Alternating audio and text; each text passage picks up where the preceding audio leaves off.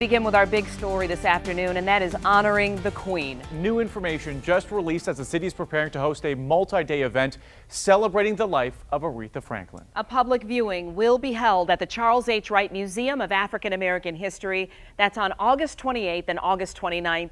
Fans can pay their respects from 9 a.m. to 9 p.m. on those days. Funeral services will be held on August 31st at 10 a.m. at Greater Grace Temple. That will be for family and friends only. 7 Action News reporter Andrea Isom is live at the Charles H. Wright Museum of African American History, where preparations are being made to host those massive crowds. Andrea. And the tributes and the love already started, already in the air. So much love, so much respect for our Queen, as it should be, here at the museum and all around the world. I got a chance to spend some time at Greater Grace Temple today, where the funeral services will be held. And the stories we heard about our Queen were beautiful, powerful, and magical, just like her. And some people say, well, you know, she made a heck of a mark, and that's true. But in our humanity, it just seems like there's so much more for her to do. 76 years old is young. Bishop Charles H. Ellis III witnesses the joys of new life and the pain of death often.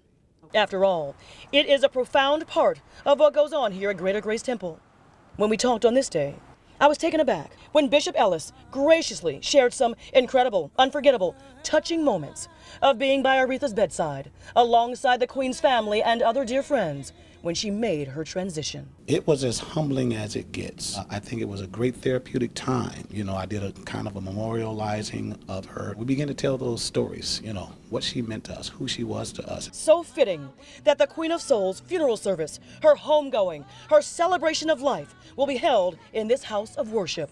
The bishop assures us all that it will be grand, graceful, and one of a kind, like the Queen herself. Miss Franklin was absolutely a perfectionist, and listen, can't drop the ball on this side, no kind of way, no kind of how. All hands on deck. You know, things are getting ready to evolve, and they're going to get ready to evolve quickly. I had an emergency meeting on yesterday.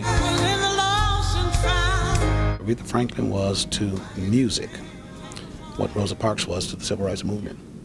You know, hands down, hands down. You know, I mean, I don't know too many people that are called the Queen. I say to her, well done, thou good and faithful servant. She was something to everybody.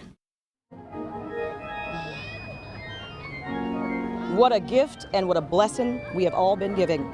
And the bishop tells us, please just continue to pray for the family and continue to keep the Queen's legacy alive. That is exactly what is happening here at the museum for the 36th annual African World Festival.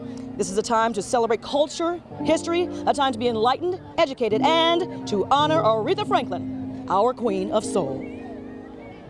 We thought it so appropriate to have tributes to her today. With her being our local treasure, we wanted local talent to come in and give a tribute to her. And then we already had Regina Bell on tap for this evening at 9:30. So she's going to come and do a complete tribute to her as well. So we're going to devote the entire evening as a tribute to Miss Franklin.